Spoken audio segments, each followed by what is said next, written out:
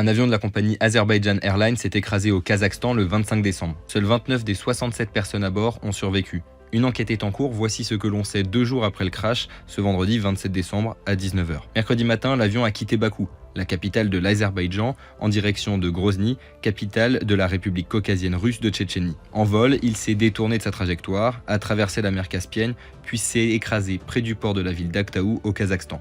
Mais alors, que s'est-il passé? L'aviation civile russe a justifié ce vendredi les raisons du changement de cap de l'avion. Elle a affirmé que l'avion avait tenté à 2 reprises d'atterrir à Grozny, mais que ce n'était pas possible en raison de la présence dans l'espace aérien de drones ukrainiens qui menaient des attaques terroristes contre la ville. Dans un premier temps, Azerbaijan Airlines avait affirmé de son côté que l'avion avait percuté une nuée d'oiseaux, puis a retiré cette information.